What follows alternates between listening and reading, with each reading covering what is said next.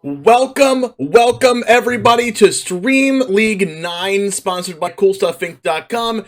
Jim Davis is back in the booth next to me. We are in for a standard tournament today. It's a 32-player tournament. We're going to do 5 rounds of Swiss, followed by 3 rounds of Top Cut, where we will have Mythic Invitational qualifier invites for April for the top 4 players. 5th, 6th, 7th, and 8th will get MTG Arena Gems, courtesy of MTG Melee, and $1,000 of CoolStuffInc.com store credit throughout the top 8. Yeah, I think Bloodchief's Thirst is the kind of card where when you put that card in your deck, you want to cast it for 1. You can kick it, but you really don't want to. You know, the real goal of the card is to be this cheap answer to, you know, a Rune creature, maybe a Werewolf Pack Leader, you know, a Thalia, just some cheap 2-drop. And it's a big statement from Elliot to say that I'm playing 4 of these. I think I'm going to see a lot of those. I mean, and it makes sense, right? There's some mono white in this tournament. There's some mono green, mono blue. Like, you want to have that 1 mana removal spell. Yep, for sure. And here's the Ray of Enfeeblement coming in clutch here out of the sideboard for Elliot Dragon. Cute card. Not using it yet. Cast it, though. Interesting not just going after the Luminarch. Maybe I would have done it. Yeah, I mean, I guess we'll see now where these counters go. Oh, you know what? Maybe he's thinking that he could wait for Meathook, but we'll see. I don't. The problem is that Aspirant gets bigger every turn, so I don't think that Meathook Massacre will ever kill this Aspirant, you know, based on land drops and such. So the question here is, does Elliot want to allow Peaches to go to combat and spread these counters out? Or see if they'll put it all on the main Aspirant and go big here. If they both go on the main Aspirant, then the Ray of Enfeeblement can kill it, and then Meathook Massacre for 1 can kill the other one. Right. So the thing here is that Peaches' play makes a lot of sense here, because Peaches is playing around Meathook Massacre. The goal is to get one of the Aspirants really big, but unfortunately, you know, the one Ray of Enfeeblement from the board comes in and messes that plan up. Now you see Kaido come down, and this is the cool part about Kaido is that you can just play it. Goes away. You can't kill it. Ninja vanish, you know, and now you can see Elliot safely on top of the Planeswalker, start to kill things, and go from there. Gosh, how humiliating! The design of Kaido is so good. I can't even express this enough. How much I love that design. Strong agree. The Planeswalker design in general the last few years has been really good. They've really moved away from like the generic 5 mana +1 to draw a card in some way, -3 to kill something in some way, 8 mana, or 8 loyalty to win the game. Planeswalkers that are so boring and generic, and really found a lot of cool ways like Wandering Emperor or Kaido to make Planeswalkers cool, interesting, and then play an interesting way as well. Or you see the Soul Transfer come down, exiling this, saving that Meathook Massacre and Lolth for a brighter day. And if you're Liberal Peaches and you hit that land drop, there's an opening for Kaido to die here. Yeah, and there it is. A lucky draw, honestly, from Elliot as well. There was no playback turn without a kill spell to keep Kaido alive, and then of course the Hive can kill Kaido here anyway. So now we see though the thing that Kaido does, where Kaido came in, it drew some attention, it drew a card, and now it's time walking for a turn. So for 3 mana, make a 1/1, draw a card, time walk on turn 5 is pretty good. You know, even though Kaido was killed there, that was still great. It doesn't need to stay in play every turn to be good. Right. Now, I definitely have lost to Demir / Esper playing Kaido by just the unblockable 1/1 getting powered up. So we'll see how far that goes. Does it go the distance? Probably not, since there's a Meathook Massacre in play or in hand, but I've definitely lost to that going the distance before. We're going to name our ninja Joe. Jove and Ninja. We'll see if Jove and Ninja can go coast to coast here. Made a few spider friends along the way, and realistically, not much else happening on Peach's side. All right, Joe, you got this. Joe, go Joe. Okay, there's Blood in the Snow. So, you know, right now we're seeing these sweepers in hand for Elliot. You know, Massacre's now in the graveyard, Blood in the Snow in hand, but very ahead on board. And Lolth doing Lolth things too. Lolth is great. I love Lolth as a Planeswalker. Yeah, me too. I mean, the card draws a card. I mean, I guess if it, like, even the fact that you can sacrifice your own creatures or kill them in a way where you can use it again after you've already used it the turn previous is awesome. Just being able to draw a card every turn is also amazing. Yeah, it's like the forgotten ability on Lolth. You know, you're so used to making spiders everywhere, and you're like, oh yeah, I can just draw cards too. That's great. Now we're seeing the downside to Bloodchief's Thirst a little bit here. Yep. Kind of just rotting in hand. Can't kill this creature land. You know, this is almost any other removal spell. It could defend Lolth here against this Hive of the Eye Tyrant for an absolute blowout turn. But kind of just hanging out in hand here. You can see Elliot's kind of mousing over it too, looking a little, a little forlorn perhaps. And this is the reason why I've kind of not really wanted to play Bloodchief's Thirst, even though it's super powerful, especially on the draw against runes. But in situations like this, especially in a control deck, you can find yourself in positions where you really lose to creature lands.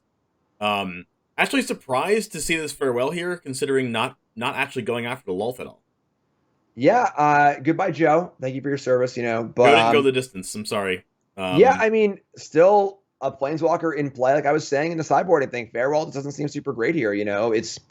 It's just gonna kill the creatures. Planeswalkers are still gonna be there, and I see another Planeswalker here in Sorin. Gonna see a vampire. Now the blocks are available for the Hive of the Eye Tyrant. Now there's two Planeswalkers in play. And Blood of a Snow is still in the chamber as well. And we've seen sort of what I was saying earlier for Peaches here. Peaches is kind of killing things, but not really playing their own engine, not really getting things going. Kind of just like, all right, I guess I'll kill that thing. I'll kill this thing. And Elliot always has something left over every time. So the advantage is just kind of like accruing as the game goes on more and more and more. And now, since Elliot Dragon now has the 1/1 and the 2/3, now the Hive of the Eye Tyrant can't kill the Planeswalker, and then all of a sudden Elliot's drawing 3 cards a turn. Draw for Sorin, draw for Lolth, attack for 3, and that can happen every single turn now. Yeah, and that's part of the allure of the walkers in this deck, because this deck is very good at making blockers. Random eye twitches here and Shambling Ghast there, spider tokens. So this deck protects the Planeswalkers really, really well. Can you imagine if there was also a Kaido in play? We could see Dimir Super Friends. Yeah, right? Look at this. Yep, draw a card, draw a card, draw a card, keep going, and all of a sudden Level Peaches is going to be drowned in card advantage. Is this what the definition of drown in the lock is? Basically. Oh no. I mean, I don't even know what Peaches can have right now, Maybe a Wandering Emperor or something like that, but... Oh, I got it. Death Shadow. That still doesn't work. There's a Bloodchief's Thirst. Yes. All right, so call the Emperor. What's left? Another farewell. Oh my gosh. Yeah. I don't think I agree with Peach's choice to bring these farewells in. They have not looked very good. Well, they don't seem to be operating on an axis that matters. I like the axis, actually, if your plan is to kill every Planeswalker on site. With play the Planeswalker Vanishing Verse. Okay, farewell everything.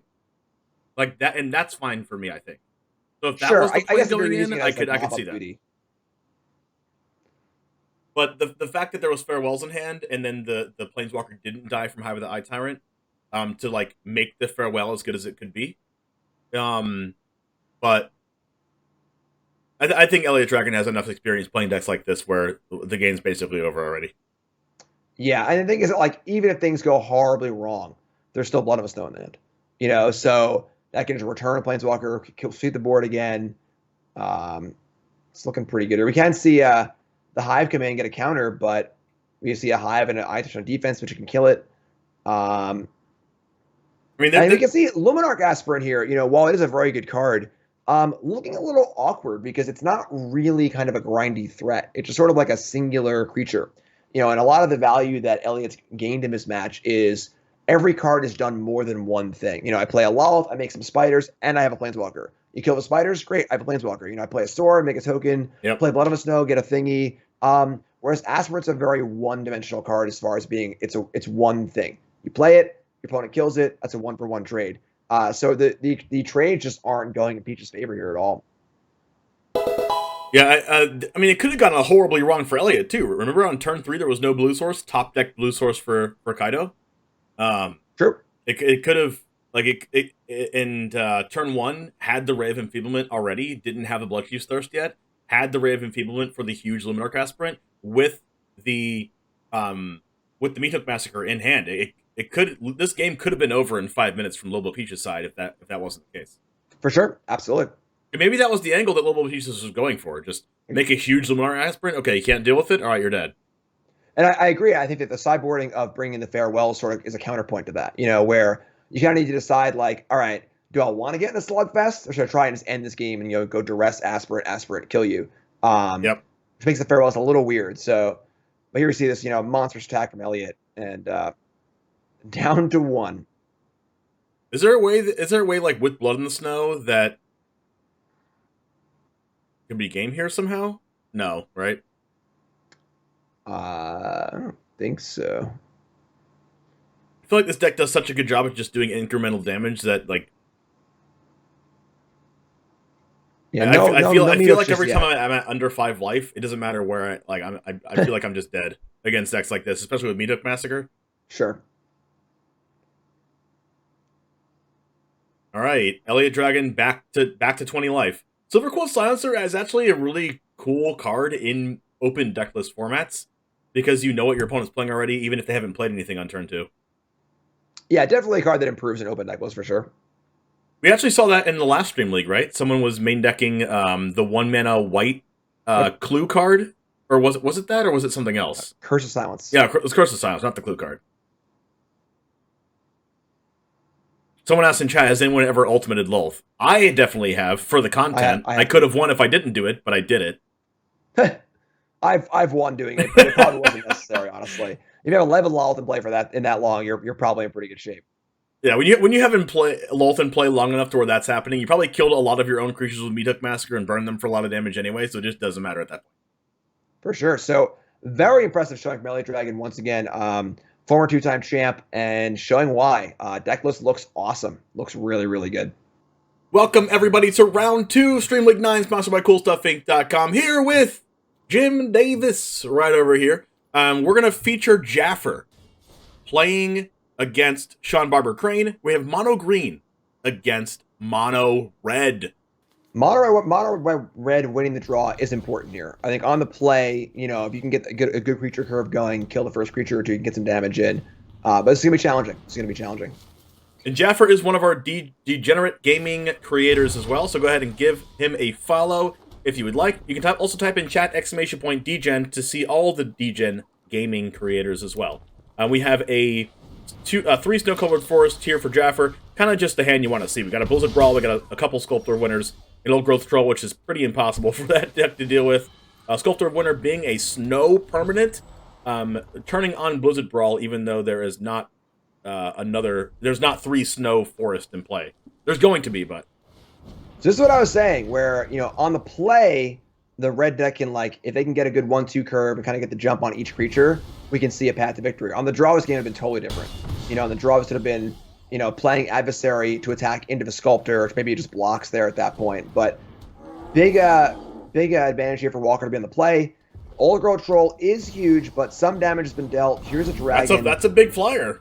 Right. So we could see, maybe a sneak out win here from Walker. But I'm not really used to mono red decks curving out to 4 on turn 4. Yeah. But now you see the Blizzard Brawl and the Snakeskin Veil also. It's going to be tough. That's going to kill Atsushi. Atsushi's going to either exile some cards or make some treasures. I'm thinking we exile cards. Yeah. Probably going to be a draw to here.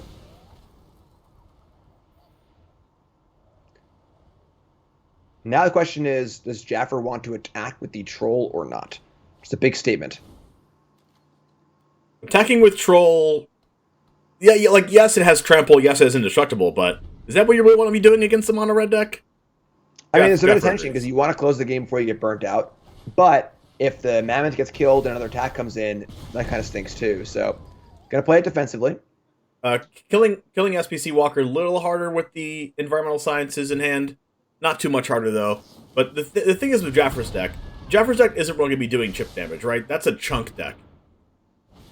Yeah, Jaffer's going to win the game by miles, not by inches. So, but now you see the damage is starting to chip up here. 1 damage here, 1 damage there. Here's a Chandra. Chandra will make Jaffer have to attack a little bit.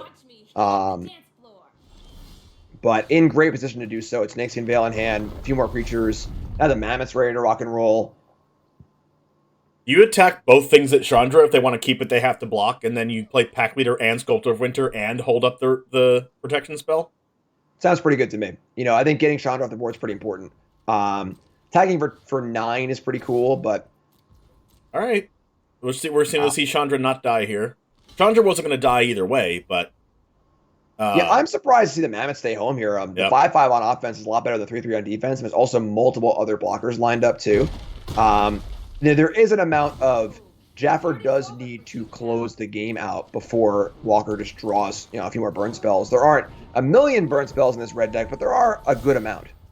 And being at 9 when the red deck's at 20, that's kind of scary. Like, you're going to have to kill them before they draw 3 burn spells. Yeah. Or 4. And especially Chandra doing a damage every turn, I would have really liked to see the Mammoth attack there, because that's how you know the bloodthirsty adversary just wouldn't be on the battlefield anymore. Because it would have to block. And all of a sudden, Chandra does 1 damage to face, now they're at 8, then next turn 7, next turn 6. Yeah, I mean, adversary is definitely not doing a lot on offense here. I mean, that last card for Walker is a pretty big one. Is it a big play like Volatile Arsonist, or even Adversary to flashback burn spells is pretty sweet too. An Adversary right now would be huge. I mean, there's a Snakeskin Veil in hand of Jaffer, so it's not as huge, but oh my gosh, blowout here. Yeah, Snakeskin Veil, pretty good last card to have. Whenever that happens to me on ladder, I'm just like, yep, and they had the Veil. Yeah, I mean, not much that Walker can really do here. I mean, the creatures are just huge. Kind of what I was saying in the pregame. Like, the reality is the green creatures are just monstrous, and the red deck isn't that fast. It's pretty fast, but it's not that fast. It's not like modern levels of fast. I mean, even historic. If you play as Burn in Historic, have you ever played against Burn in Historic? Probably have. That deck can kill you quick. I've died on turn 4 a lot of times.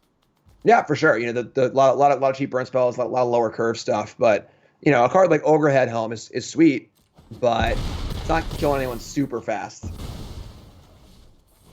Right, here's the 4/4 blocker. It's a lot of power in play. I do really like Kumano Faces Kakazan, though. I think that's probably my favorite one mana card in the new set. Yeah, it's a cool 1-drop. So it's cool staying playable 1-drops for sure. Does a lot of cool, interesting things. I like how Visaga's kind of force you to plan out your turn in interesting ways. Yep. It makes cards it makes 2-mana creatures a lot better, especially ones that can take advantage of the modify mechanic. Because on turn 2, Kumano Faces Kakazan puts a 1/1 counter on whatever creature you cast. Yeah, pretty interesting. There's no copy of the Shatter or 1 damage card in this red sideboard, because Runner Igneous Inspiration could win the game here. Deal 3 and then deal 4 and then deal 1 and then deal 1 extra. But kind of weird to play the Learn card and not play that card. Yeah, especially in a mono red deck, you want to be able to either deal 1 damage or kill an artifact. And there's some really good artifacts. There's Reckoner Bankbuster, Asika's Chariot, a bunch of artifacts in this new set that people are playing. Yeah, for sure. Strange omission. Only lessons on the board are 2 Anatomies, a Spirit Summoning, and an Environmental Sciences, and a Mascot Exhibition. All right, well... oh my goodness, I didn't see this coming, but here we go. Woo. Yeah, that is... oh, yeah. That Sculptor Winter was not playing defense, it was playing offense, just sneaky offense. All right, welcome back to Stream League 9, sponsored by CoolStuffInc.com. Going into round 3, starting off with Christmas versus Crokeyz. 2 streamers. Christmas is a part of DGen, and Crokeyz is an amazing streamer as well. From Crokeyz, Mardu Midrange. Mostly an ORZHOV deck, Silver Quill Silencer, Killian Ink Duelist. Okay. A card I have not seen since Strixhaven Bronze to Mythic. And kind of mostly black-white deck, just splashing for Showdown of the Scalds and Florian. Midrange versus aggro. It's a classic matchup. And no Meathook Massacres here, though. So it might be a little tough to keep the board under control. A little surprised that Crokeyz is starting to play creatures in this tournament. Crokeyz is one of the ones that has the most finals appearances in all Stream Leagues. He has 3 finals appearances, only 1 win, though. And every single time he's played a control deck. So interesting that he's playing creatures here. It's definitely a controlling creature deck for sure. It's got 4 showdowns. It is playing Angel Fire Ignition as a 4-of, kind of a cool combo with Killian, I suppose. But this is a mid-rangey deck for sure. A lot of removal spells. Slight combo element. One copy of Kaya's Onslaught, which I hopefully we'll see.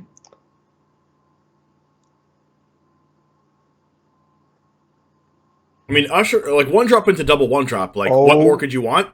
Oh my god! Yeah. You have to be kidding me. Yeah, I mean, it is open decklist. There are 2 of those. That's a pretty good one. That's a pretty good one. Name a better card to have in that exact spot. Not even Meathook Massacre, because that doesn't kill the 2 toughness initiates. Yeah, pretty hard to name a better card than that. And Consumes All is a somewhat narrow card, but potentially very, very powerful one. Somewhat narrow? I mean, the only format that's not narrow in is, like, Legacy, Vintage, and Modern. Yeah. All right, well, a little Spellbinder action, but things looking pretty good. My goodness gracious. Also, another player playing Bloodchief's Thirst in the main deck in this format. Crows and Elliot Dragon might be onto something. Interesting, though, a little anti-synergy here with the Consumes All, Exiling All Graveyards, so the Trespassers have nothing really to eat on. Christmas is just having PTSD right now. Christmas is staring at that card like, what else could happen wrong to me right now? Killian's got Menace, too. A lot of keywords for a 2-drop. Lifelink and Menace and cost reduction.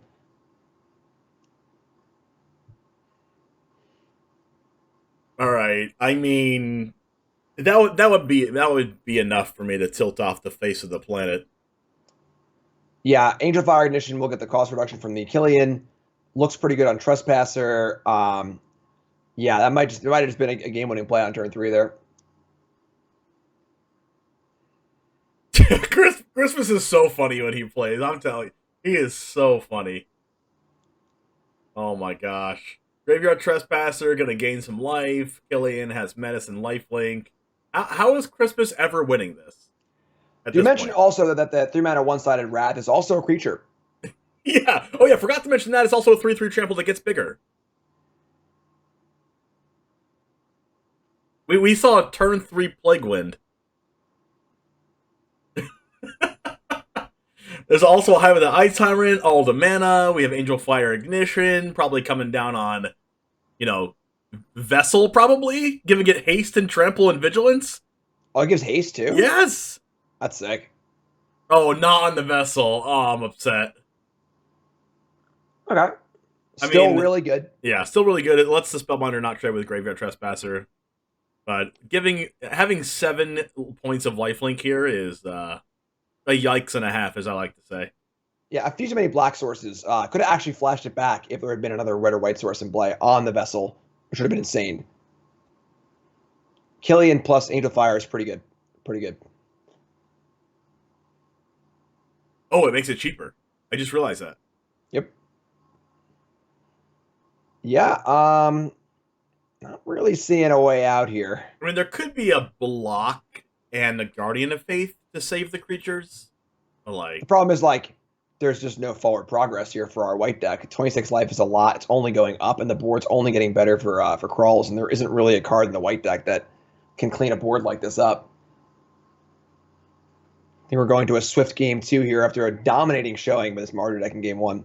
Someone in chat was saying that there's a combo in this deck is flipped Hidetsugu and Kaya's Onslaught, giving it double strike to win the game. I don't think that's a combo. It's the cards play fine together, but his issue only gets it gets +2/+0 and double strike, which means it's game when you connect with 10 damage with Vessel, right? Player damage, 10 damage. Okay, that's fair. Sure. I guess that works. It has to be +2/+0. Yeah, that works. All right, sure. That's cool. So it just wins the game on the spot. And it's actually a really good way to win the game against a deck like Runes that can go super over the top and gain a bunch of life. Yeah, that's sweet. A little backdoor combo. Only one Kaya's Onslaught. Not a primary focus of the deck, but pretty cool. But hey, I mean, if it's something that you can draw towards, if you're like, well, wait, how do I win this game? And you're like, wait a second. I can cheese this game. In a big tournament, especially, I've played in tournaments with 2,000 plus people before, and in a big tournament, you do want some ways in your deck that you could just cheese wins when you're not supposed to win, right? Yeah, for sure. Very, very powerful thing to have access to. And the Onslaught isn't bad in the deck either. Oh, there you go. There's the Onslaught. Well, there it is. Welcome, everybody, to round 4 of Stream League 9, sponsored by CoolStuffInc.com, here with Jim Davis once again, right over there.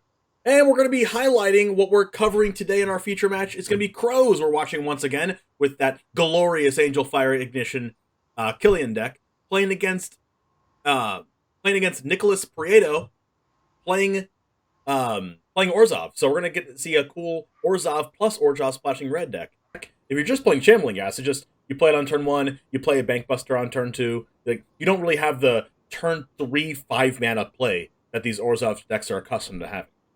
I agree. Yeah, that's one of the elements of, you have this mid-range deck that all of a sudden casts Lolth on turn 3, and you're like, whoa, I thought we were playing a mid-range game here, not a ramp game. Yeah, then you just lose to turn 3 Lolth. Yeah. Now, we see a Graveyard Trespasser and a Showdown of the Scalds here, keeping 4 lands. I think in this situation, I might keep 3 lands. I would agree with you if the spell wasn't Kaya's Onslaught. Right.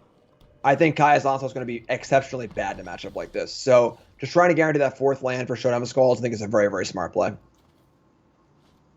doesn't really matter what land you play here. Just play a land, hold up something that you could potentially have that you don't have. Something, air quotes. Something, yeah, exactly. And weird that it's, open deck list, right? So Crows is just like, yeah, they just don't have Deadly Dispute. So you can just, if you draw a removal spell, you can just fire it off on Shambling Ghast if you really wanted to. You can just never have to worry about it. This is a great spot for Trespasser also. I love this card. You play it, it's beating the board right now, and what are they going to do? Verse it and discard a card? Awesome. This is great. Yeah, this feels so good every time. Yeah, it goes more into what we were talking about, right? Against Crows being the anti-Vanishing Verse deck. Graveyard Trespasser gets Vanishing Verse, but they also have to discard a card. Yeah, which is a great, for your 3-drop to eat a removal spell and something else, that's great. It's a 3-drop. It's not like it's your really important card, just a cog in the machine, And so also it could be a 4/4. Also it drains life as well, and it exiles the graveyard. Like, what more do you actually want in a 3-drop? Yep, card's great. Now you get to see another one, and then we get to get a turn 4 Showdown, which looks awesome as well. So as long as the Showdown resolves, and there isn't a way for our ORZHOV player to stop it here, it's going to be a huge game. Huge game.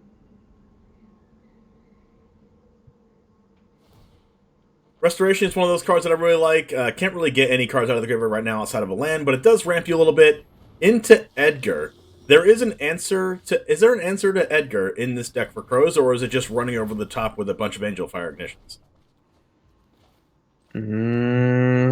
I mean, it can be killed, but not exiled. Two thirst, 1 stance. That's it. All right, no Rite of Oblivion, no Soul Transfer. Just going to get in for 4 here. If nothing's played, then Graveyard Trespasser becomes a 4/4. I really like Architect of Restoration. Not only does it ramp you if you want to, not only does it recycle a 2-drop if you want to, not only does it help you hit your land drops, but it also becomes an actually relevant 3/4 Vigilance attacker that makes 1/1s when it attacks or blocks. Yeah, we're about to see that Angel Fire you were talking about come into play here. It's funny, it was actually a Consumes All. We could see a Consumes All to eat the board, and then Angel Fire on the Trespasser to kill the Lolth, which is pretty sweet. And also we'll see counters on the Trespasser too. It's going to be a huge Trespasser. Now, Killian can make Angel Fire Ignition 2 mana, so that's 1, 2, 3, 4, 5, 6. You can't cast everything out of exile right now. Yeah, I think Killian's the weakest link here, honestly. I think that while Killian's cost reduction is nice, it's now turn 6. It's not going to matter as much. And consuming to kill all these spiders and the Angel Fire and to kill the Lolth, I think is very, very important. I don't even know if it can kill the Lolth, right? If Bud decides to put a -1/-1 onto Graveyard Trespasser and discard a card, I don't think Lolth dies. It counters him a Showdown too. So, never mind. Yeah, it definitely dies. Yeah, it's going to be huge. It's going to be huge. Yeah, I think this is a pretty easy Hitotsugu plus Angel Fire Ignition, right? Yeah, it seems pretty clear to me. Gonna take our second here and make sure you figure it all out.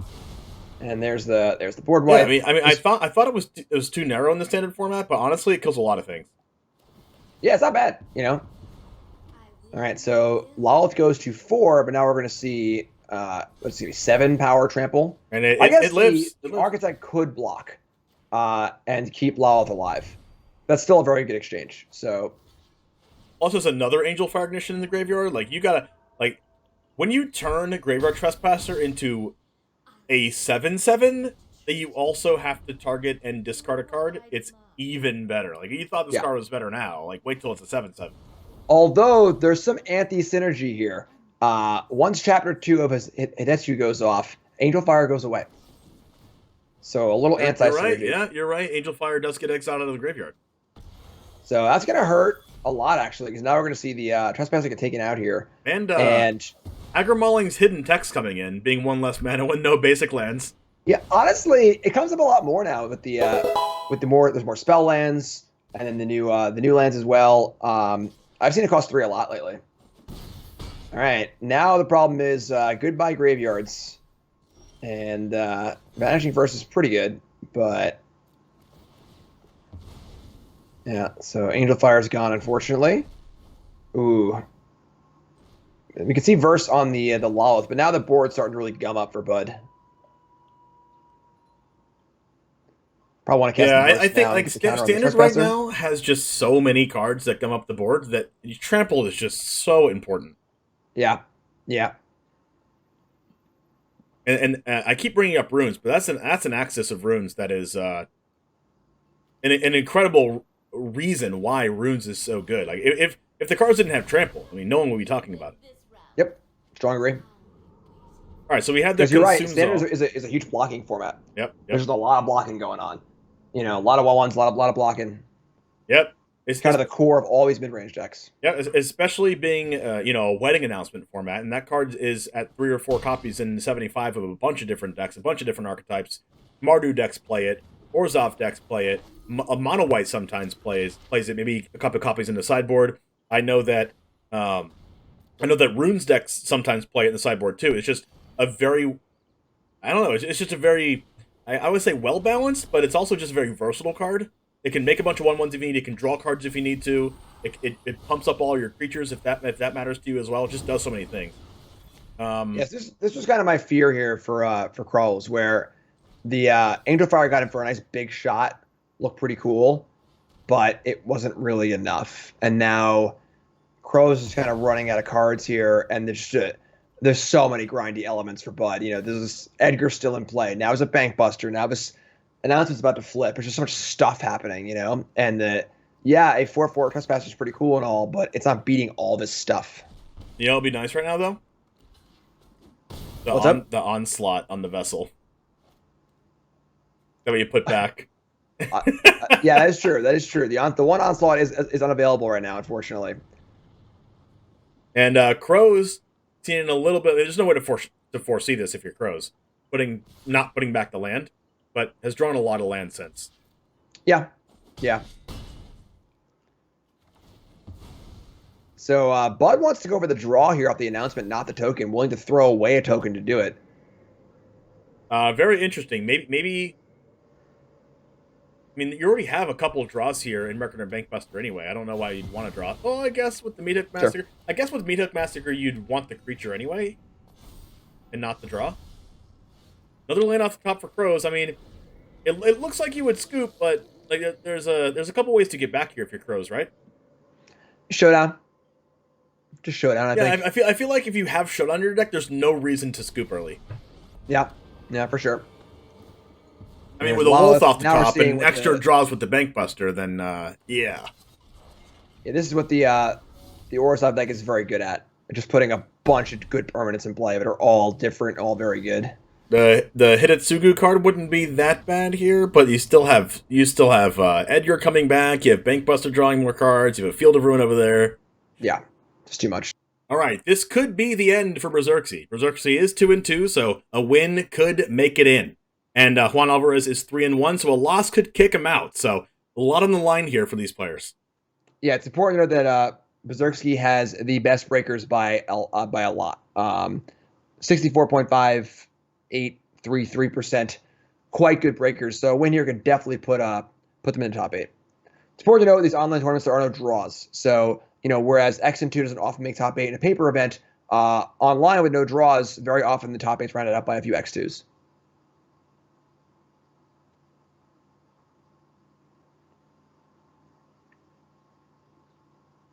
All right, so Celestis Iteration, Burn Down the House. Pretty good hand, honestly. And again, Juan's playing the Naya aggro deck, which is basically white weenie splashing for 4 partners. Thalia's, Spellbinders, all pretty good in a matchup like this. But realistically, Burn Down the House is great. Crush the Weak is really great. It's a pretty powerful one to have access to. Celestis is good. Yeah, definitely good start for Berserksky. Not humans. There's Thalia, and a second copy of Burn Down the House. Thalia making this really, really awkward because now Iteration or Celestis can't be cast. So, yeah. For Field of Ruin. I think I'm going to go over to JP Cube's side of the screen since we're getting a little bit of a lag here on Berserksy's side. So let's go ahead and go over there and see what is happening on that angle here. See if this is a little bit better for everyone here. Seems like we don't have much of a lag on this side. We have an Hopeful Initiate, Luminarch Aspirant, Intrepid Adversary, and Snakeskin Veil. We already know what's in Berserksy's hand. Many burn down the houses. Many burn down the houses.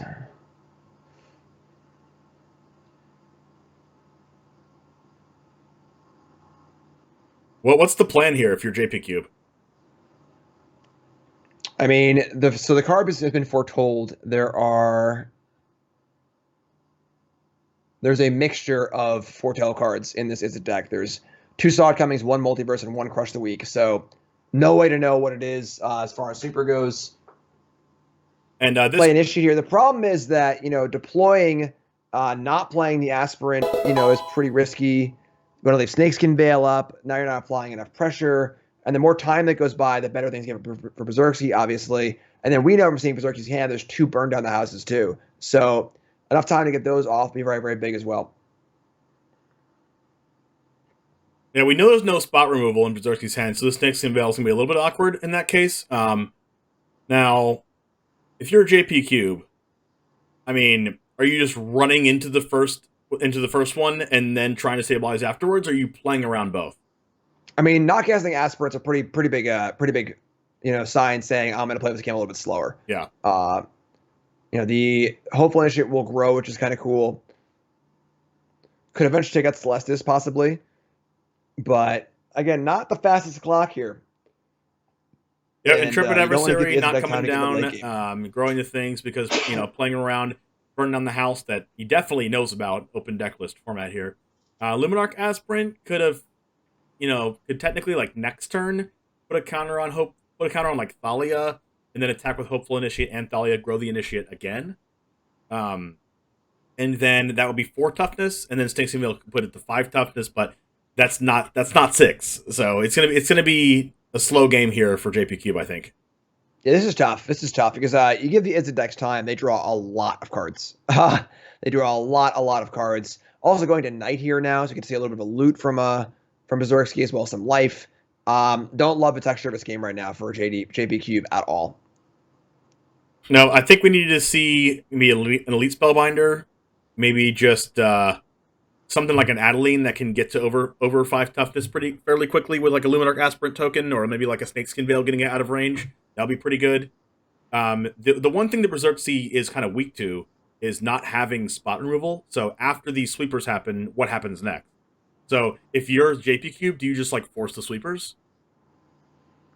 It's really tough. The problem is by forcing it, you need to. All right, so here, JP has forced this first burn down the house. The problem is it was still 2 for 1, and Berserksky is still at 15 life. Yeah, which is a lot of life. And of course, we know a second burn down the house is waiting here. And we'll just see Luminarch Aspirant. I'm really surprised at the 3rd red source coming down here. Yeah, that might have been misclick. I agree that seems ludicrous. So, Smoldering Eggs coming down. Things you say. I feel like JP Cube was never even in this game.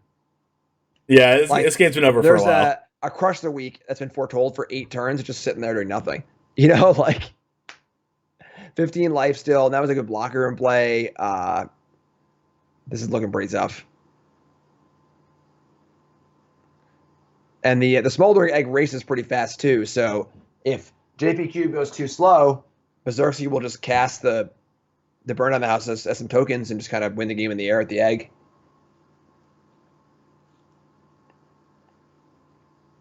When the egg's out and there's no answer to the egg, game's over. Yeah, clock's ticking. Clock is ticking. I mean, I guess Eiganjo does kill the Ashmouth Dragon. I suppose, yeah. And also, Snakeskin Veil protects against the Ashmouth Dragon on the Luminar cast sprint. The damage. I'm trying to find a way that JP Cube is somehow going to win this game. Yeah, the problem is that this deck doesn't really have the late game power that Izzet has, and now it's 7 mana already in play and 16 life, which is going to be very, very hard for JP to put it together here. Getting cheeky.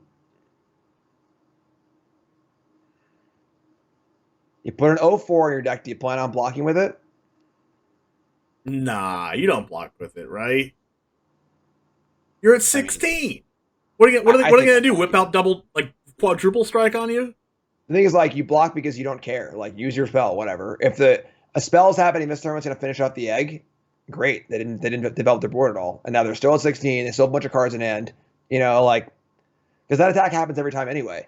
So what percent of the time are they attacking there and don't have anything, and you're just blocking and nothing happens, versus having them actually having it? It might just be 50-50. Hemorrhaging 3 life every time you don't block there. Yeah. So I think it's an easy block.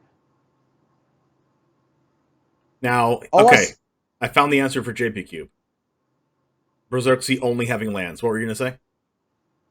Yeah, I mean, I was going to say, unless if there's only lands in hand for Berserksky, then I actually don't like to block. If the hand is literally just Burn on the House and 4 lands, then sure. You want to keep your thing in play and just flip it. That makes some sense. But with any reasonable hand at all, I just can't see it not blocking there. Intrepid Adversary can double pump and Snakeskin Veil if any untapped land is drawn. So we got that going for us. But here comes Goldspan Dragon, and now the clock is in JP's favor. Berserksy's favor for the most part. Yeah, for the most part. If there's a removal spell in Berserksy's hand, then I think the clock's in the favor. If there's not a removal spell, I think the clock is in JP's favor. Well, there's still the Burn on the House, right? So just 3/1/1. Oh yeah, true. Blocker too. Can you imagine Burn on the House with an instant? They would never make that, right? That would be really good. Yeah. Hey, untapped land. All right. Intrepid Adversary. Okay. JP Cube had the foresight. Put the pathway on red because you're going to draw 3 overgrown farmlands in a row. All right. Got to diversify your bonds, Exactly. All right, so you're gonna do this twice. There's gonna be a removal spell in the Marcast Sprint, sure. You get the Snakeskin Veil anyway, and then get in. Yeah, someone in the chat said they did make Magma Quake. That was a really powerful card at one point in Historic. Well, the issue with making Burn on the House an instant is not the damage ability, it's the token ability. Because you can't let your control player have a sweeper that's also an end-step threat. That's just way too good. Wait, hold on. Isn't that just the Wandering Emperor though? Yeah, sure. It's not a sweeper. It's not that really powerful. It's good. It's a 2/2 that makes another 2/2. All right. See, this is what we need. If you're JP Cube, let's freaking go. We have a 6/6. It dodges the sweeper. Now it doesn't. It doesn't dodge the sweeper. Kill the adversary, and then the aspirant does also. It dodges the sweeper if you try hard enough. And the thing is, even if it did somehow, there's still the Crush 3 week available also. So, yeah, obviously Berserkers have to throw a dragon away here, but I don't think they care at all. Chuck the dragon, kill the board, and then JP Cube's got to draw really hot somehow, some way. What does JP draw here? It's just like Adeline, right? It has to be something that can Adeline just be a really good top deck creature. Yeah, partners probably involved in some way. It's not looking good. You ready for this Alchemist Gambit? I just burn down the house, burn it all down.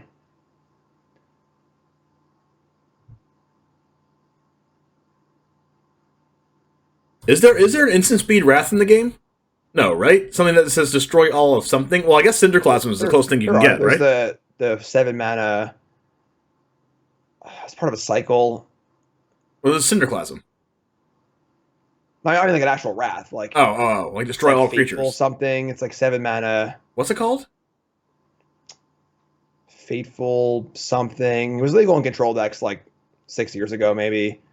I don't remember what it's called. Shaq can help me out. The things you talk about when the Izzet player is just QQing.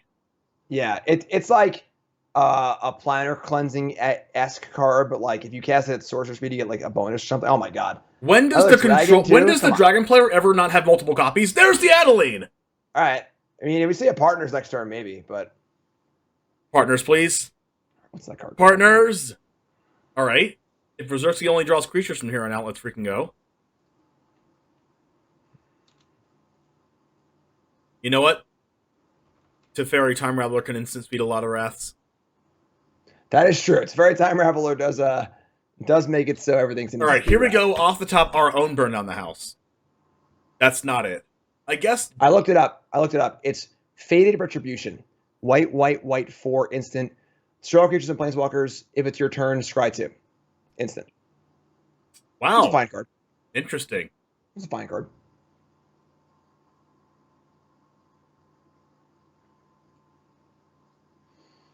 Redain is here, but a tiny bit late to the party. Just a tiny bit. I mean, what does Redain do to Smoldering Egg and Goldspan Dragon? Sits by and watches till it's time to chump block. I guess there's also Rout. Rout was the original gangster Wrath in instant speed. Rout was an invasion. It was just a 5 mana Wrath of God. You could pay 2 extra to give it instant speed. Do I just play some kind of lullaby right now? Just people are falling asleep in chat. I'm just talking old Magic cards in a soothing, sensual voice. You know, I mean, what could be better right now? I don't know what could be better. This is the real reason why I have you here. You thought it was to commentate. Understandable. Is it chump block time? Because if you don't chump block now, then a removal spells game. All right, I guess we're not chump blocking. I just don't think it matters. Hey, let's go! All right. I mean, I suppose it's a start. Okay. Here it is. Berserksy only has a land in hand.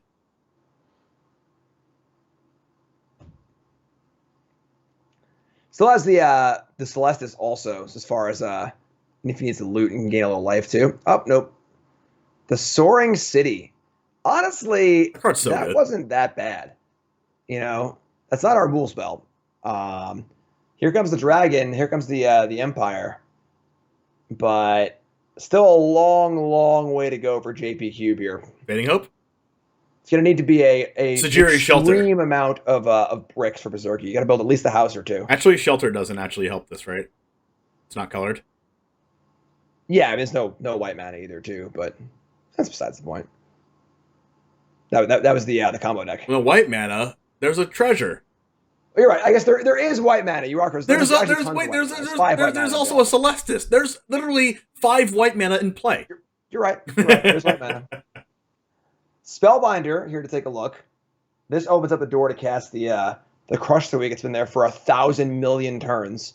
And must be face up at this point because it's obviously not. Oh, Spike Field. Oh my gosh. This actually grows the Smoldering Egg faster.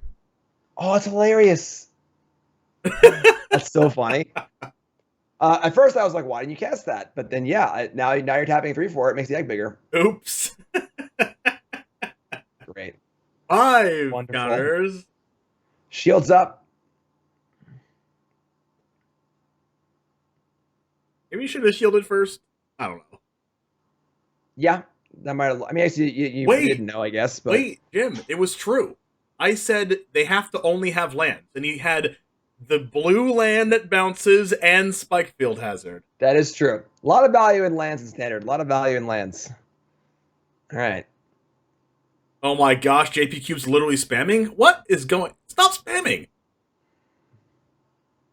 So, oh my goodness. Here, I guess.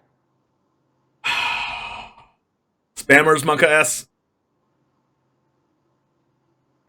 You got to pay the 1. All right. There are all the good cards in the deck still. I usually make fun of spammers.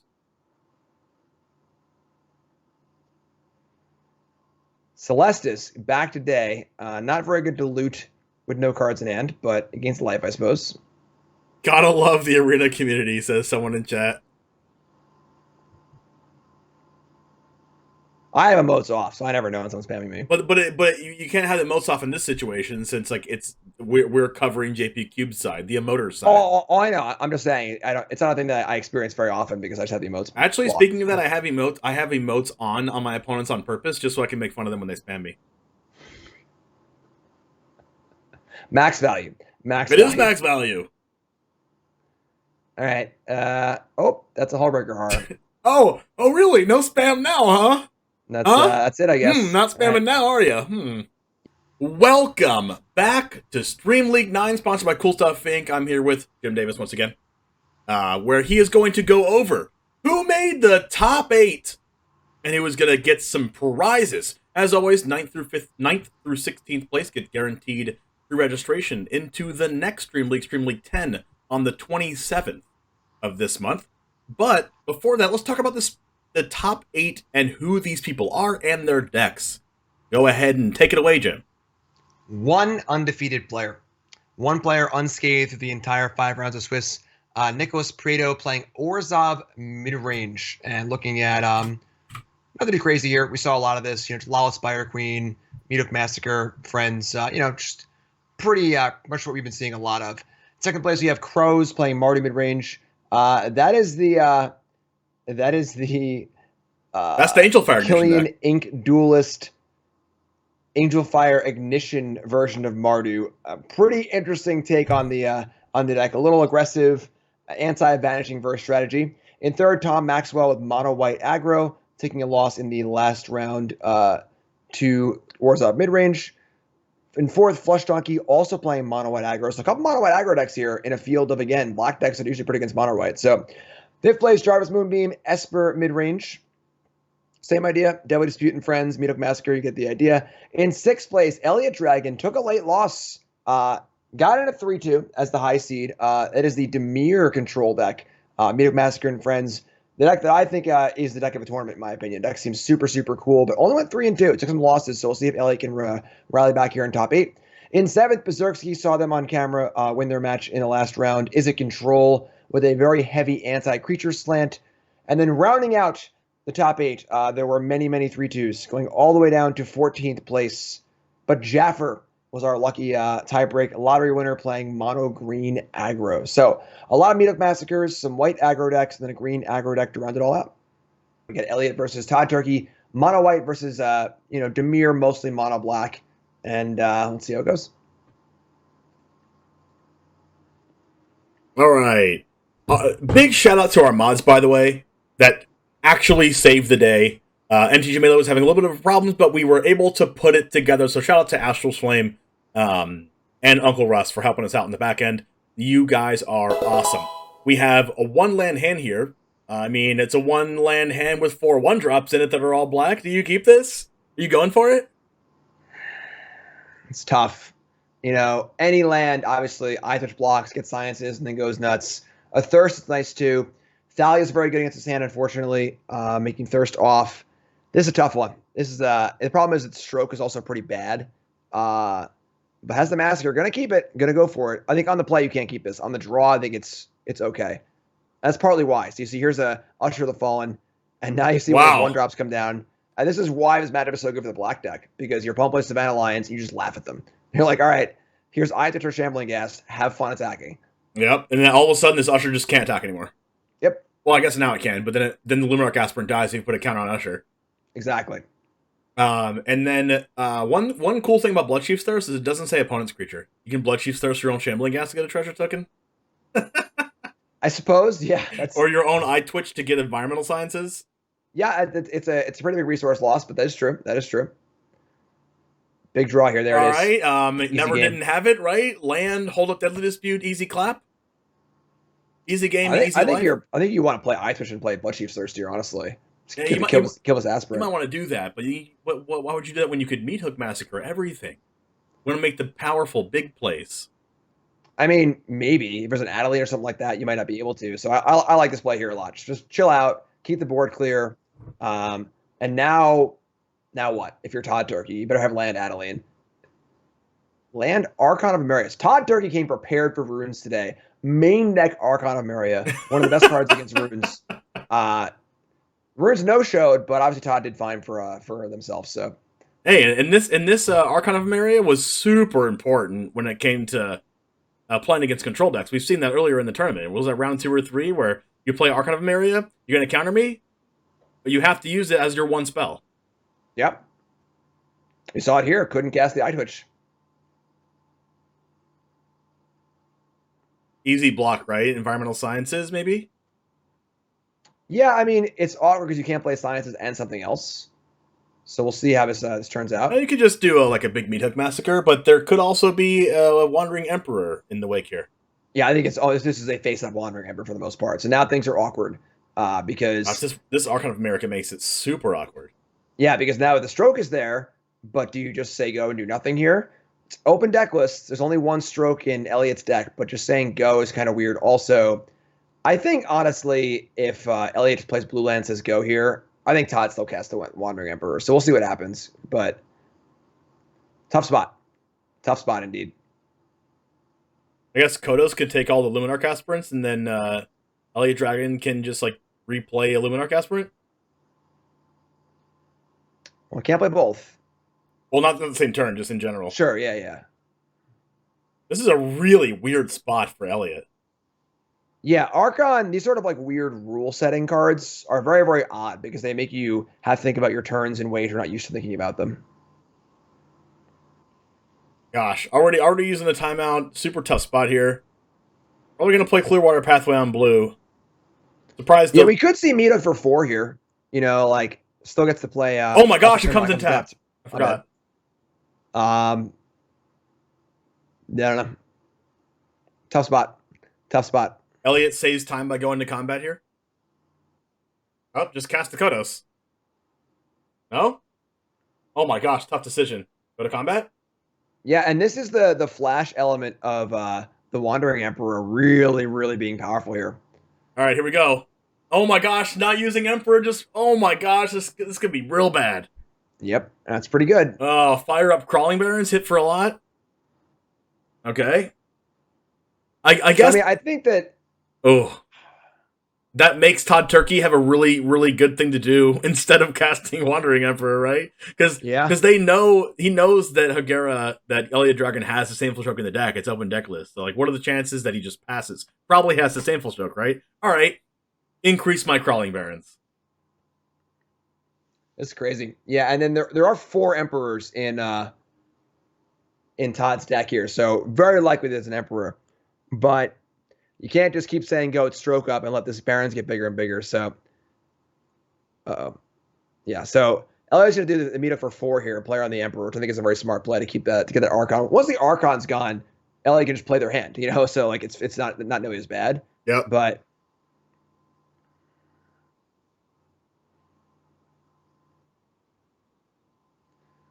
all right, so Massacre gains some life. Emperor comes down, makes a 2/2, and now there are still some pretty big attacks to go. However, now Elliot's hand is unlocked. Now he can play multiple threats. And Elliot being... One saving grace for Elliot here is that he's at 18 with another Meathook Massacre in hand. But putting a 1/1 counter on Crawling Barons, making it a 5/5, this is going to be really tough. One of the things about Elliot Dragon's deck that we went over is that really difficult to get rid of creature lands.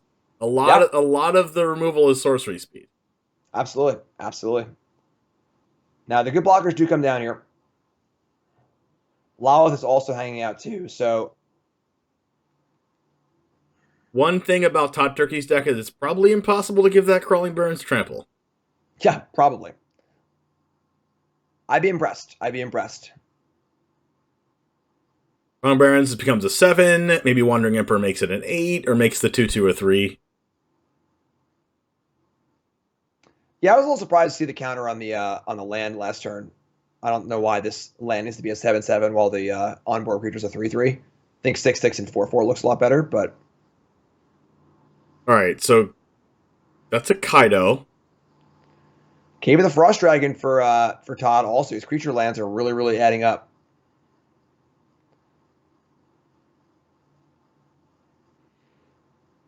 Now, the Eye Twitch can't really attack right now. The Wandering Emperor is going to keep plussing.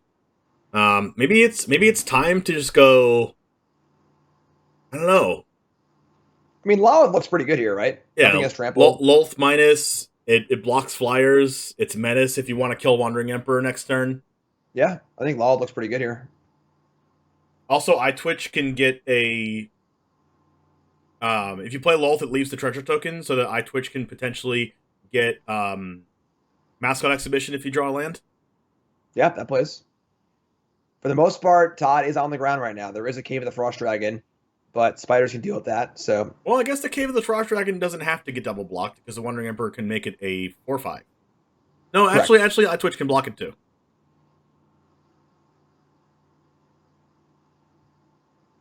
Trade both spiders for the cave. Interesting spot.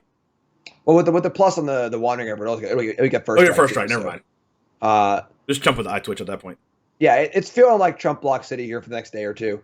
I mean that's what this deck is so good at, though.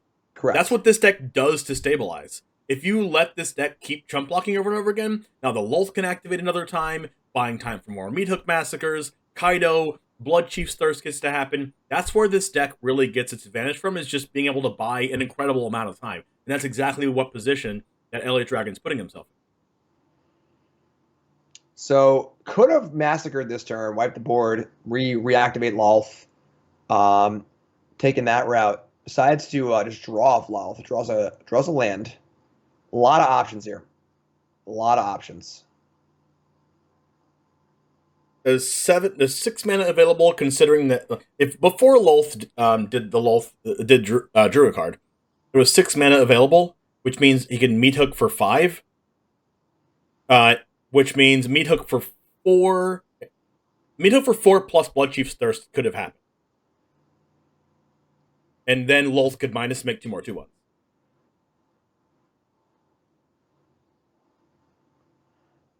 Interesting. The land comes attack us at Archon. That's a very easy thing to forget.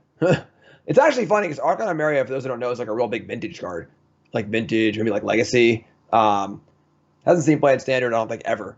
So it got played for a while in Historic, especially in the green-white Collected Company deck. Sure, that's fair. But Archon of Mire did make that Clearwater Pathway come into play tapped earlier in the game too, so Elliot Dragon probably already knowing the Shipwreck Marsh would come in tapped. Now, what is right now? The problem is that, much like what Luminarch Aspirant does, the Emperor is scaling up every turn around Meathook Massacre, making it hard to actually kill the Archon. Yeah, I mean, Blood Chief's Thirst does kill it, but it takes 5 mana to do that. Yeah, the Blood Chief's Thirst have looked pretty awful in almost every match you've seen them so far. That's because we haven't seen him against runes. It's true. Against it's a pretty big commitment, though, when you put 4 of a card into your deck, you know? Yeah. Against runes, we would have been saying, oh my gosh, these Blood Chief's Thirst were the reason why he won. More blockers. Yep. Land. All right. I mean, the tools are here for Elliot to win this game, for sure.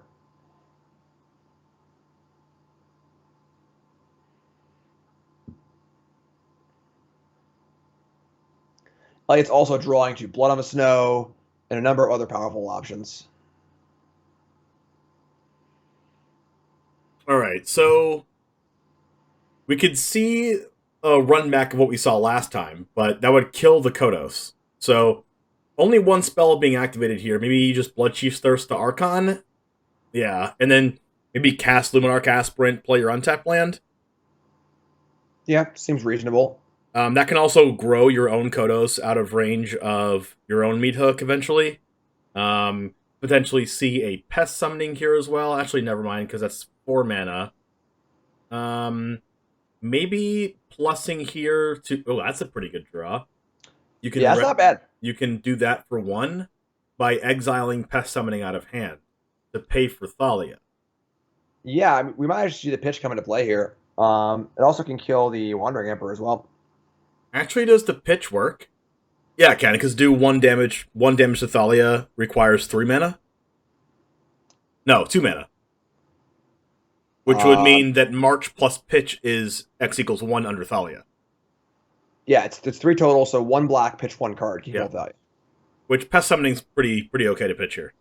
Yeah, for sure. All right, here comes the old Frost Dragon.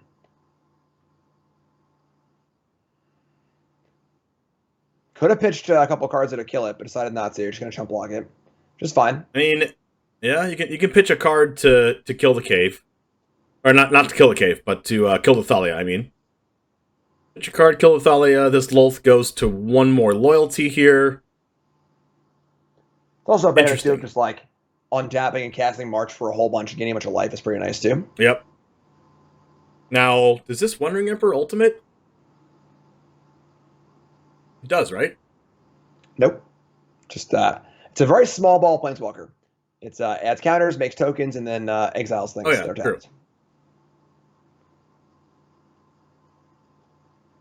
Yeah, not having trample for this deck is just playing right into the Elliot's hands. All right, 2 attackers into Lolth, into the Wandering Emperor here. This has got to make you scratch your head if you're Todd Turkey. A little bit. Yeah. Just going to let it go. It looks like must have a second copy in hand. However, now that Stroke's online. So, might see a nasty Stroke here. I don't even mind, like...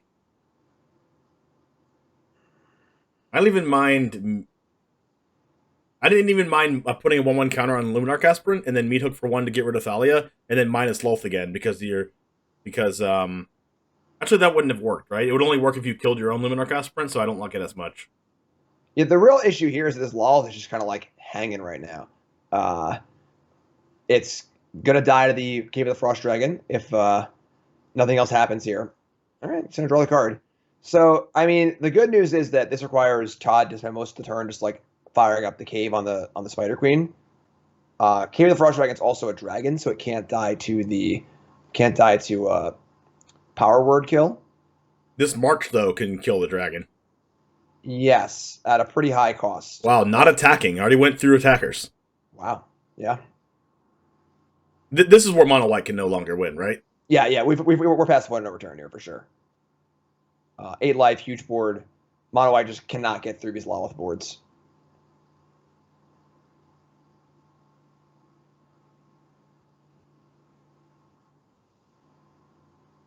Kaido comes down.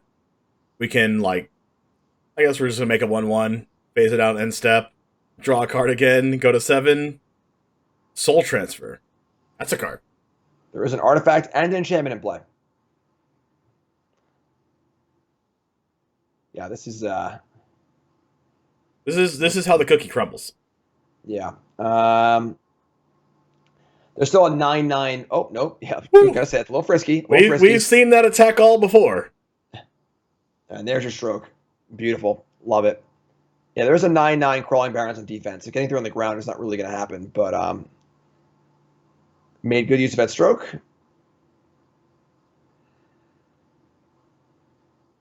All right, so Kate's going to come down. March is going to say no to that. March is going to just exile something to get rid of that. And just blocks the Spider. Or just blocks it with the Spider, yeah. Now, this gets on the board, but if the 1 restoration card dies... I mean, you're not really attacking until turn 5 with this hand, right? Yeah, I think it's a still keep, though. I mean, Ajana lines up well against Goldspan Dragon.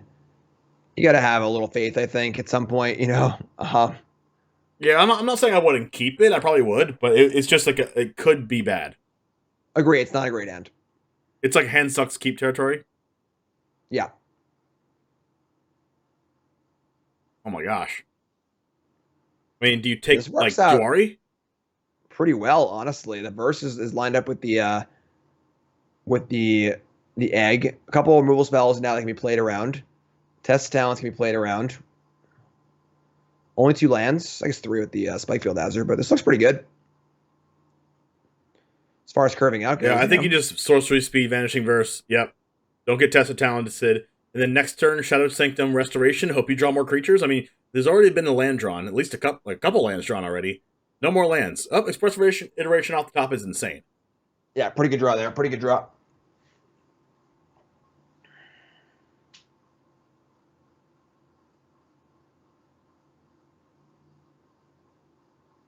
It's a brick, though.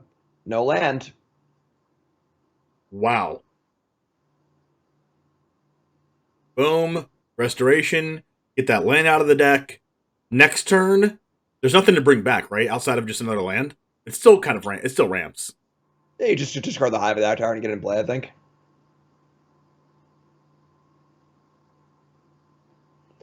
All right. So 5 lands in hand versus a. I mean, it wasn't a great hand a turn ago, but it's gotten a lot better in the last few turns. Another iteration. Let's see if this gets a land. Yep. All right. Another pretty good draw. It's a very good draw, yep. We needed something that wasn't a land, that wasn't just like a little mini creature, too. Doesn't play around Jawari Disruption, gets rewarded. Flameblast Bolt can kill the Sorin, but can't kill the 2/3. Are you plusing Sorin here?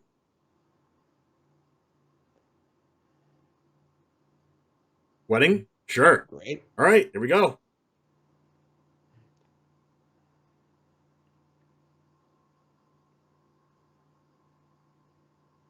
Goldspan Dragon? Goldspan Dragon does kill Sorin, combined with the Flameblast Bolt. Sure, that's fair. That's another amazing draw. Yeah, and now things are starting to turn around here a little bit. Planeswalker in play, now a good threat in play. Another Planeswalker ready to go. Drawing cards with Sorin. Now can minus the Sorin, potentially, but that doesn't play very well into Burn Down the House, but plussing Sorin gets out of range of Burn Down the House. Take 5, love it. Bleed for your cards, Jim. Bleed for your cards. I think I like announcement here. You still have Seed of the Empire up for a Goldspan Dragon. Again, I don't like this not playing anything. You can still play the Emperor, but what's it gonna do? You know. I guess it's like a 4 damage spell. Is a little better against Burn Down the House, but Sorin still doesn't die to Burn Down the House. I mean, Wandering Emperor is much better against Goldspan. It's true. I think you do this in response to making the treasure. So the treasure isn't actually down yet. So they can't just like Memory Deluge into something that stops you? Well, I guess Eiganjo works too. Wait, if the plan was Eiganjo, then Wedding Announcement was really good. Yeah, I don't understand this at all. It was Announcement plus Ajana, or the Seed of the Empire, or Wandering Emperor. I don't understand why you would do only one of this.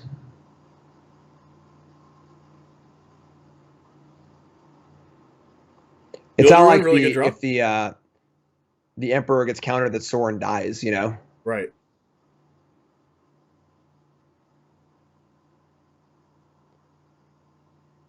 All right, Architect gets to make a 1/1.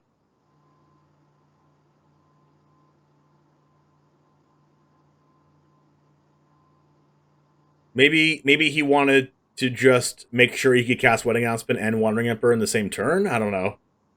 But why? I don't know. All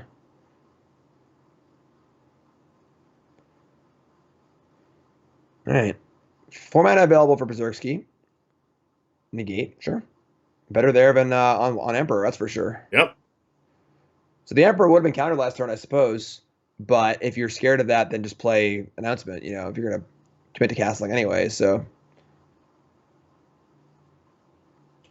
Now Burn Down the House does mop things up pretty well. That's a Jawari. Oh my gosh, feels really bad to play that Jawari there and then have them, unless there's 2 Jawaris. Clench? Clench? Clench? Clenching? I think it's Berserksky berating themselves for playing the Jawari. I think Berserksky just punched himself in the face. Oh, that's an instant. Ooh. How did I not know that? It doesn't seem like a card that would be an instant, right? Yeah, I agree. You can Unexpected Windfall and negate, right? It's pretty good. It's pretty good. Wait, what? Oh, there we go. Wow. That was insane. I mean, I guess now Berserksy's already used that, and it's his own end step, so now you can just, like, jam Lolth or attack with Hive. But the problem is that jamming Lolth is plays into the burn on the house even more, so... That's also true. So you just jam with everything and don't play a card. Yeah, it looks pretty good to me. Discarding Test of Talents, maybe that's, Wait, what? Wait, what? Where'd the negate go? Uh-oh. I think negate might have countered the actual spell, the invoke. No way. Because it's still on the stack, I believe. Oh my god. Yeah. Oh no. That one kind of hurts. That one kind of Oh hurts. no. Still drawing to burn down the house either way, I guess. Oh no, not anymore actually, because now the architect can be, oh my god, can be a 6 toughness creature also. It's all going downhill from here for our Izzet player. It's all going uphill for us, chat. This is the type of play that we needed. Nothing against Berserksy. Berserksy's an amazing player. But I can't let my biases show. Alright. Super sorry for Berserksy. Should have not misclicked and countered the own Invoke Calamity. You see 2 of these. This means burned on the house is still alive. And a braid. All right. So maybe you should have cast that Go Blank first.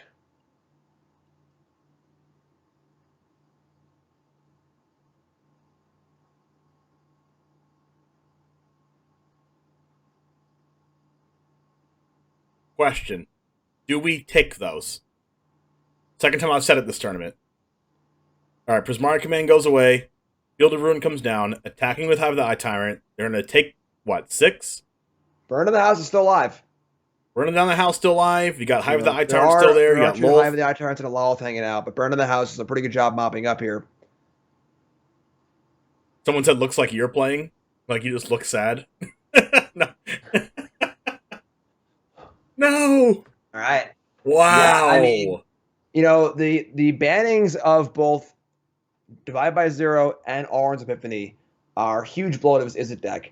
You know, whereas both those cards were insanely good in these black-white matchups, we can see here without both of them, it hurts. You know, it hurts. All right, welcome to the finals of Stream League 9, sponsored by CoolStuffInc.com. I am here with Jim Davis once again to outline our matchup here in the finals. Take it away. We have black-white mid-range against the Esper mid-range deck we just saw.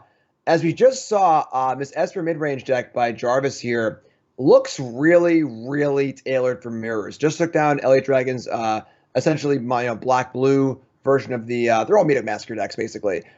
4 main deck Malevolent Hermits. Kaido, you know, the Hermits in particular are going to be really, really good. Counterspell's very good in these kind of, you know, mid-rangey mirrors. So I have to give the edge to Jarvis here. Turn 1 Shambling Ghast, turn 2 Hermit, turn 3 Kaido. Like, couldn't ask for more in a matchup like this. So, right.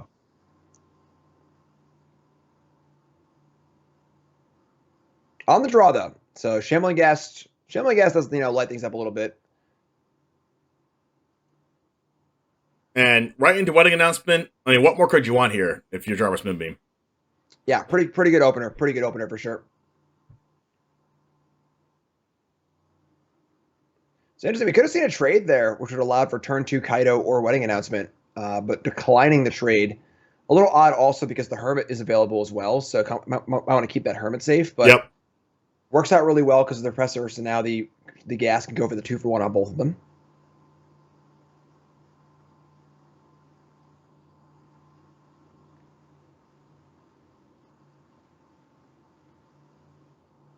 All right, so we see the attack here. Drawing Deadly Dispute actually might make the turn change up a little bit here. Going Malevolent Hermit into untapped land. I guess Malevolent Hermit into a potential Rite of Oblivion or Vanishing Verse isn't like the hottest. Yeah, and pretty heads up play by Bud here. Learned for the, I don't know what it's called. Learn for Confront the Past. It's the rare lesson that can kill a planeswalker. So getting fully ready for Kaido. Yeah, that's a good heads up play by Bud here, knowing that Kaido can kind of take over the game. All right, it's wedding time. All right, I can see this matchup coming down to the backside of Malevolent Hermit just being a flyer. Yeah, interesting draw there with Meathook. So now, we probably were going to see both wedding announcements, but now with Meathook drawn, I think some extra incentive to get Kaido down, just draw a card or two. This Kaido will draw at least 2 cards before eating that Confront the Past, which is great, honestly. Great exchange. Draw 2, eat a card, and then, it's not very mana efficient to cast the Confront the Past either. So Kaido looking pretty great here. Actually, these are just so many cards that I just love to play with. It's just filled with value, and just this mirror match actually might go on for quite a while. Could be here for a while, yes, for sure.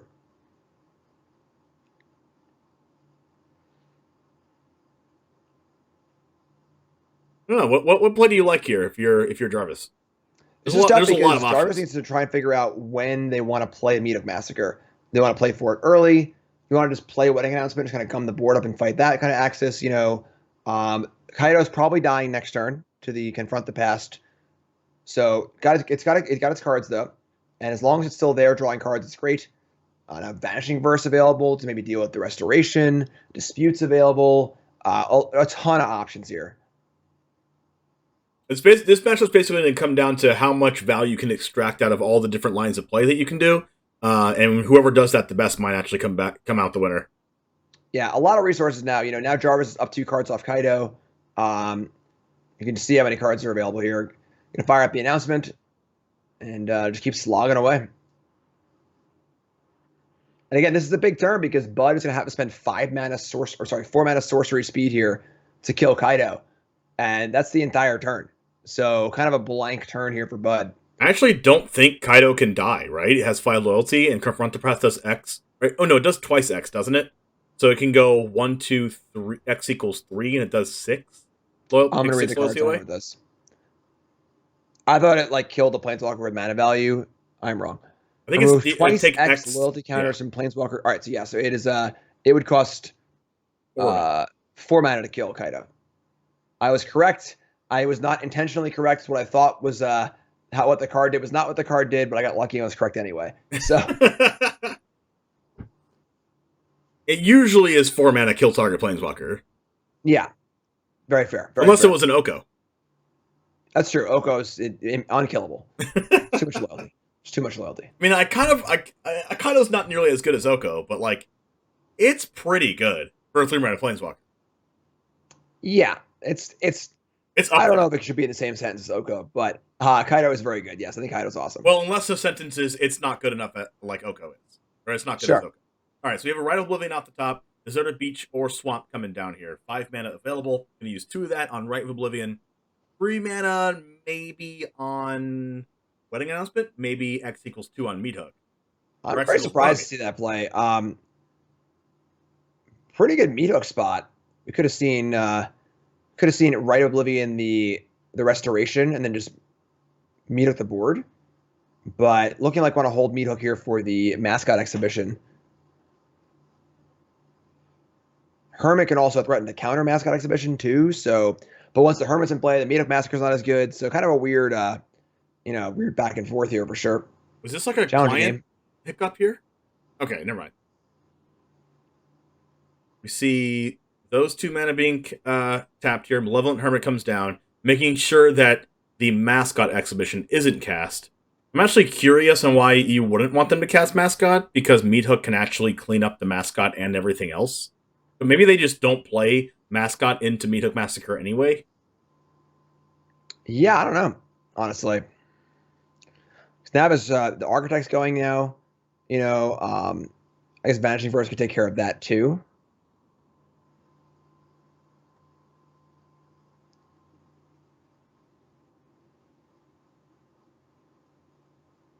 Interesting.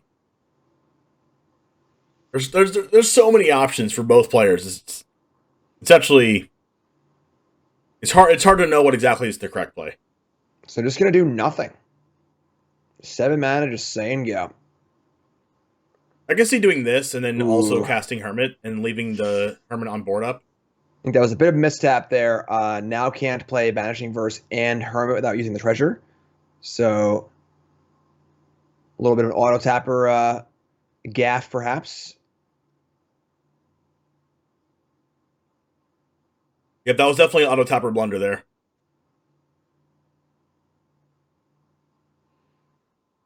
Oh, never mind. Feeler Room will mop that up and fix up the mana, so no problem there.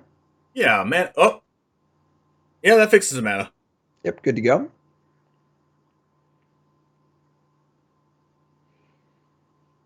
Now at a 1-0 creature land advantage for Bud.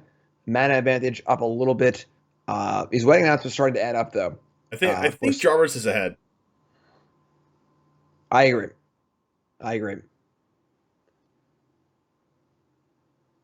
All right, that's a flip. Navi's 1/1's looking pretty bad.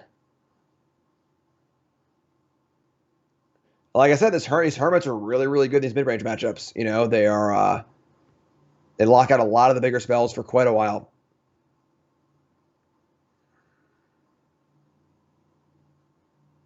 Hermit can stop the Mascot. Depends on what other cards that are in hand. You might just have to just bait out the Mascot with a smaller spell before you actually cast Mascot. But if that's the plan for Bud, there's a Meathook waiting.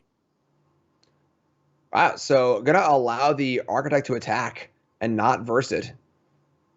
Gonna see some blocks here. If we're blocking that, then what are we saving verse for? I think that this is a trying to bait out the Mascot Exhibition here. I think it's maybe bait out the Wandering Emperor. Okay, now because that happened, you verse the Architect, right? Yeah, it's got to be.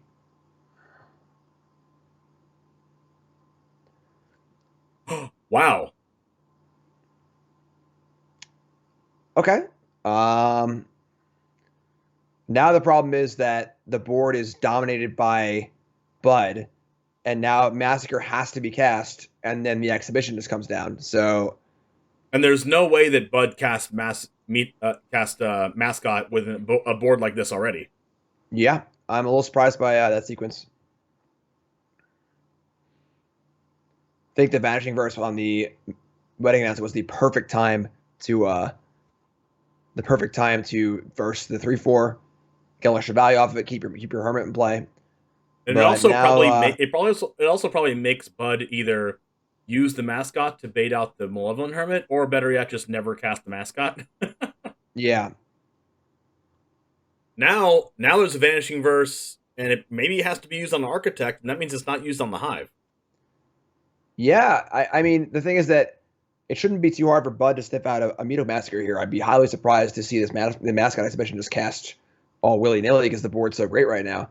You know, and even fire up the Hive and attack with everything. You know, even the verse tags the Hive, great, then the Architect's still alive, and then vice versa. And then the Super won't matter because post-Super is just a Mascot Exhibition. So, really rough spot now for Jarvis. That's how far you can get behind once you're ahead. How fast you can. So, yeah, Architect of Restoration showing how good it is. Being able to hit your land drop for a 3-mana enchantment, getting something back, also maybe possibly ramping, and then also just being a 3/4 that can almost take over the game by itself if it goes untouched. Yeah, like at this point, like I just don't see how. I mean, Jarvis just can hold his Meathook Massacre for much longer, you know, like there's no way that Bud actually casts Mascot. There's also a Hive of the Eye Tyrant hanging out too. So wow, this play is wow. Yeah, I mean, valuing Verse with its ability to kill the Hive for sure, but now Bud just doesn't even have to fire up the Hive; it just attack for 4, go.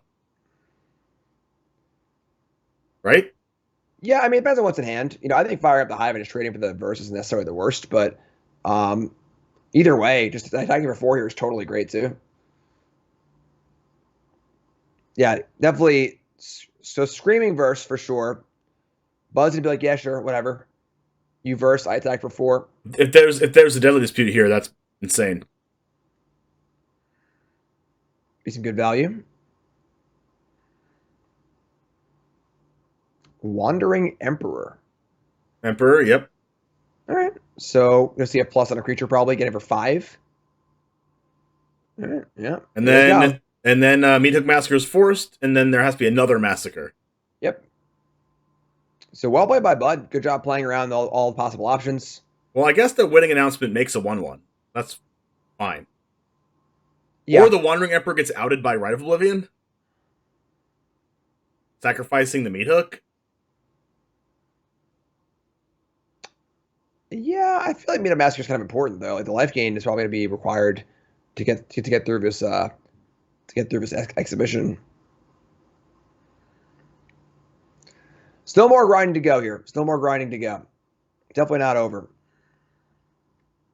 Oh my goodness! Just kidding, it's over. I mean, there's a Rite of Oblivion here, so it's not like exactly over.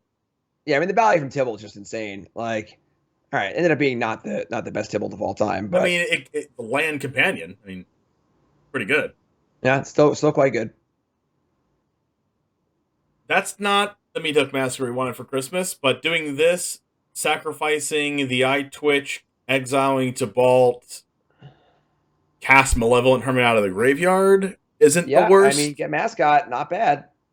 Maybe Teachings, draw 4 cards, but I don't think you can afford to draw right now. I guess we can.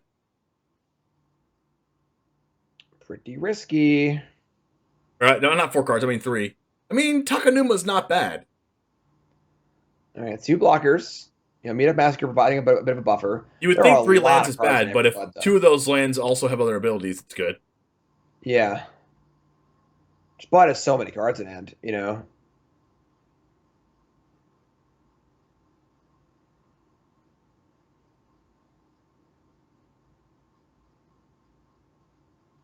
Also, with Bud's creatures getting bigger every turn, first strike happening.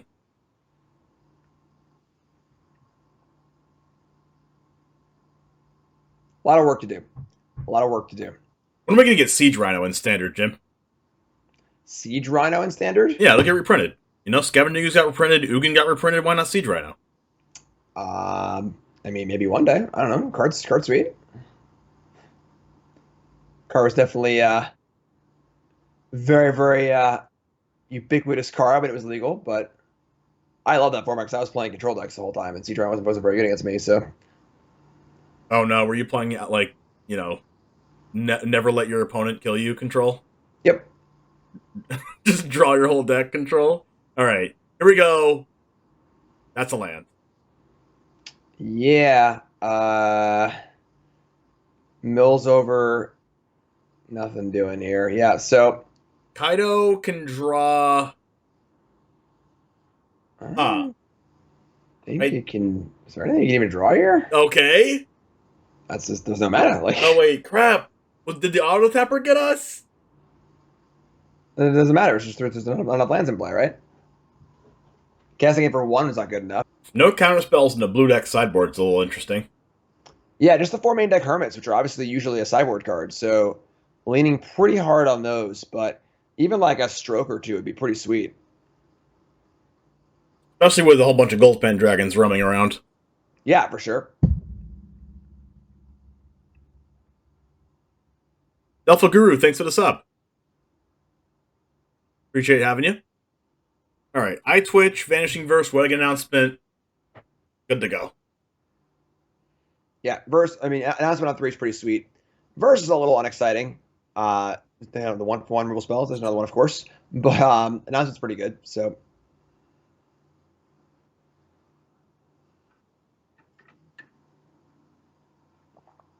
Like, these matchups remind me of, like... Hold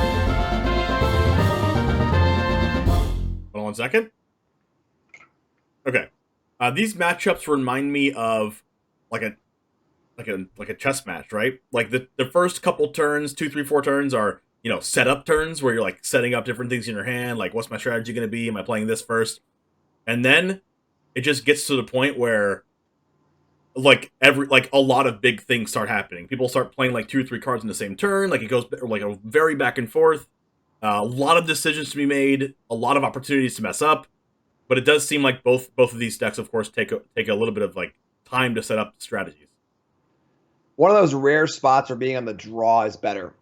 So both players played Wedding Announcement on 3, but because Bub was on the draw, Bub was able to Vanishing Verse it before the trigger, untap, play their own, and then get a token. Very similar to Goblin Rabblemaster back in the day, where you almost wanted to be on the draw because you would kill their Rabblemaster before a token, untap, play yours, get your token. So similar sequence there. Was that your post-board game planning in your control deck during that format? No, but I played a lot of Rabblemaster in decks for sure. I had Brimaz in my control decks. Brimaz. Got it. I was watching some Pro Tours, and a card that seemed to be really good was like this 5 mana 3/4 flyer that made another flyer when it enters the battlefield. If you had like 10 or more cards in your grave or something like that. It was a good card. It had like lifelink and flying. Okay. Yeah. There was Wingmate Rock that was on attacks. Oh wait, never mind. It's that you gain life based on attacks. It was that card. Yeah. All right.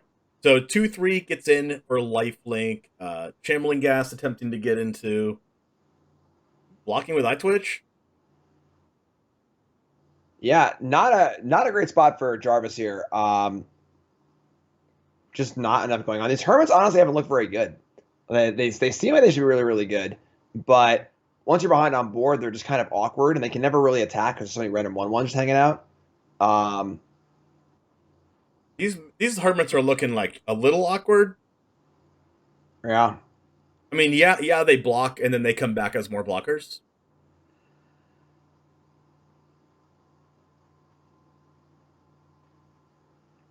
All right, here come the clowns. This is a pretty big attack. Hermit blocks do not look very good here. Ouch. Taking 8 down to 7. Ouch. Draw Meathook Massacre.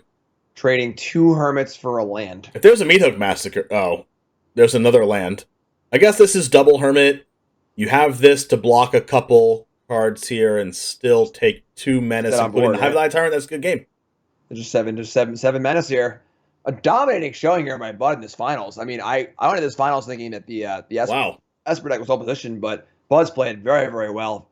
Picked all the right spots, and congratulations, Stream League champion, Bud 90. This is the first ever Stream League for Nico here. Easy game, undefeated in Stream Leagues. And I will see you for the next one. And as always, Goose Game out. Let's go!